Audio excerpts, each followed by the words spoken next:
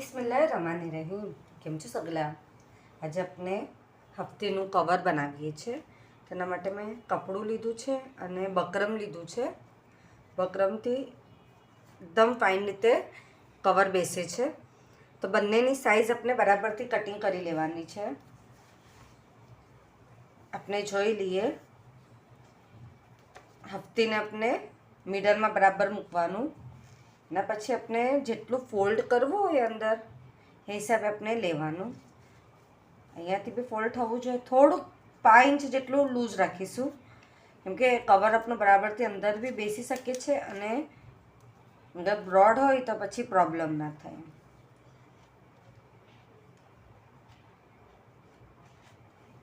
અને ઇઝીલી નીકળી બી શકે છે। આવી રીતના આપણે બરાબર જોઈ લેવાનું। આપ જોઈ શકો છો અંદરથી એટલું ફોલ્ડ થયું છે।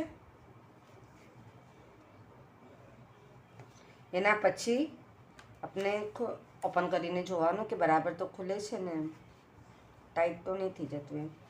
એ જ મેઝરમેન્ટથી આપણે બકરમ કટિંગ કરી લીધું છે। પછી આપણે આને સ્ટીચ કરવાનું છે। બકરમ અને કપડું બંનેને આપણે સ્ટીચ કરવાનું છે। પહેલાં પહેલે મૂકીને આપણે બેને આપણે આવી રીતે મૂકીશું। અગર પ્રિન્ટવાળું કપડું હોય તો આપણે એને ઊંધું મૂકવાનું, કેમ કે આપણે એને સ્ટ્રેટ કરીશું તો સીધું થઈ જશે। હવે આ કપડું મારું સેમ છે તો બી મેં ઊંધું મૂકું છું આવી રીતના। આ મારું સીધો પાર્ટ છે અને આ પણ સીધું છે। હવે આપણે એને આખું અહીંયાથી અહીંયા આ 3 સાઈડ પર આપણે સ્ટીચ કરી લઈએ છીએ। આ પાર્ટ આપણે હમણાં ઓપન રાખીએ છીએ। આપ જોઈ શકો છો બંને બાજુથી સ્ટીચ થઈ ગયું। પછી આપણે આને સ્ટ્રેટ કરી લેવાનું।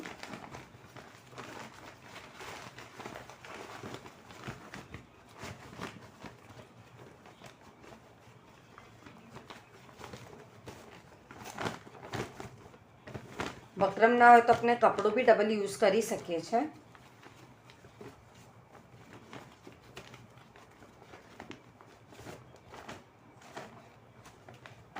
સ્ટ્રેટ થઈ ગયું। એના પછી આપણે આ જે પાર્ટ છે એને આપણે સ્ટીચ કરી લઈશું।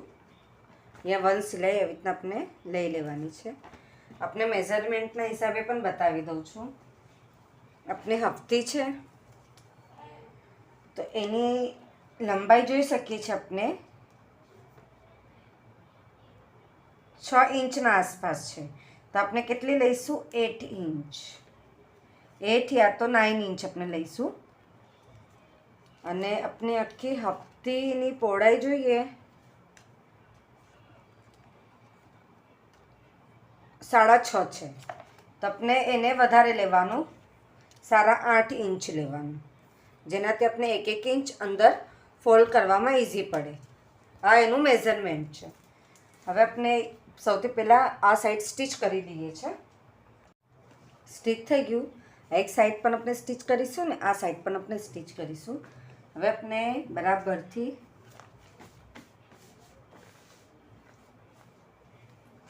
આપની બુક છે હફતી આપણે એને મૂકશું અને મિડલ સાઈઝ જોઈ લઈએ છીએ।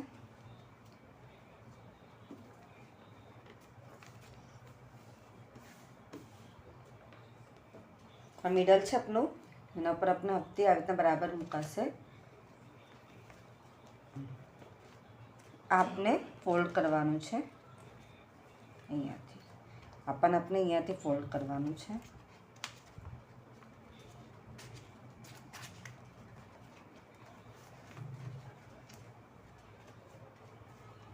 એકદમ ફિટ આપણે નથી ફોલ્ડ કરવાનું, થોડું આપણે લૂઝ રાખીશું। આપ જોઈ શકો છો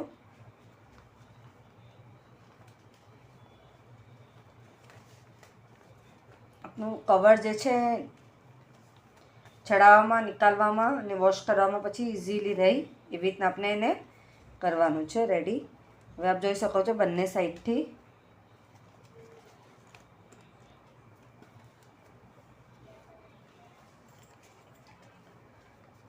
એક સાઈડ પર આપણે આ રીતના ખોલી લઈએ છીએ અને અહીંયા માર્કિંગ કરી લઈએ છીએ। આ જે છે અહીંયા સેકન્ડ સાઈડ પર અહીંયા એકદમ 2 માર્કિંગ થયા. સેમ અહીંયા પણ એમ જ કરીશું.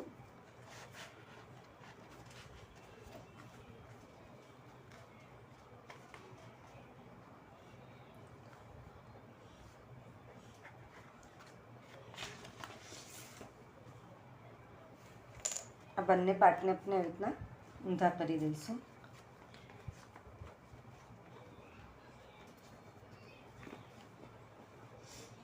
હપ્તીને આપણે સેકન્ડ માર્કિંગ કરીશું. પાછું આપણે એને મિડલમાં મૂકવાનું છે આવી રીતના.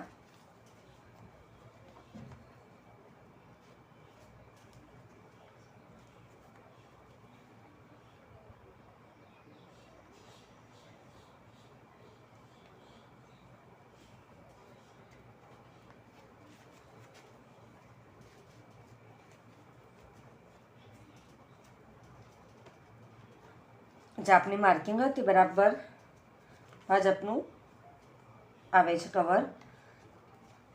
આપણે હવે સિલાઈ કરવાની છે. અહીંયા વન્સ માર્કિંગ આપણી પાછળ થઈ હતી તો 1 માર્કિંગ આપણે અહીંયા આવી રીતના કરીશું.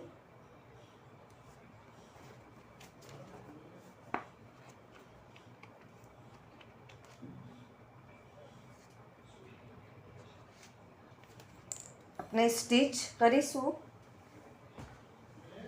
આ સાઈડ છે આપની, એ સાઈડ પર આપણે અહીંયાથી અહીંયા આમ કવરને આપણે પાછળની સાઈડ લેવાનું છે. આમ આપણે જેમ માર્કિંગ કર્યું છે અહીંયા આમ સિલાઈ થશે.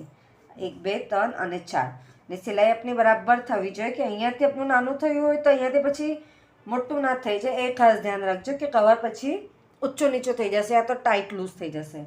તો ખાસ આ સાઈડ પર આમ એક સાઈડ આ 2 3 અને 4 તો આપણે 4 સાઈડ કોર્નર આપણે સ્ટીચ કરી લે છે. પોઝિશન આપ ખાસ ધ્યાન રાખજો કે હવે બકરમનું પાર્ટ ઊંધું રહેશે, આ પાર્ટ આપણું સીધું રહેશે ને એને આપણે આમ સિલાઈ કરવાની છે. એટલું રેડી થઈ ગયું આપણું. આ ચારે બાજુથી આપણે સિલાઈ કરી લીધી છે. હવે આપણે એને સીધું કરીશું. પાછું આપણે એને સ્ટ્રેટ કરી લેવાનું છે. જેમ આપણે સ્ટ્રેટ કરીશું તો એનું જે ફિનિશિંગ છે એકદમ ફાઇન આવશે. ચારે ચાર આપણા કોર્નર નિકાળી લઈએ છીએ બરાબરથી. ના સ્ટ્રેટ થઈ ગયું આપણું. એના પછી આપણી હપ્તી છે એ આપણે મૂકીને જોઈશું.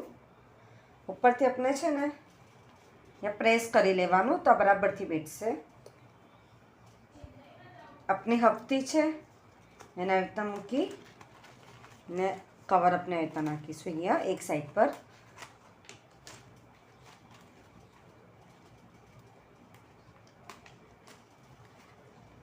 સેકન્ડ સાઈડ પર પણ સેમ. એટલે આપ જોઈ શકો છો કે એકદમ કવર લૂઝ બી નથી ને ટાઈટ બી નથી. ઇઝીલી નીકળી બી જશે આપણે કવર ને એની જે ફિટિંગ છે એ પણ બરાબર બેઠશે.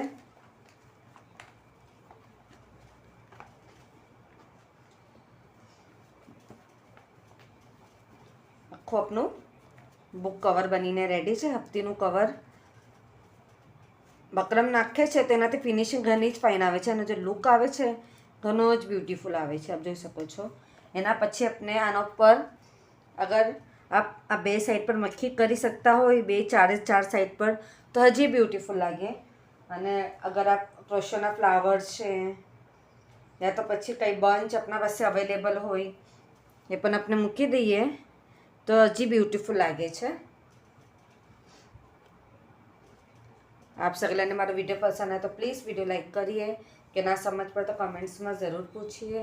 આપ સગલાનું સપોર્ટ મળે છે એના માટે ઘણું ઘણું શુક્રાન.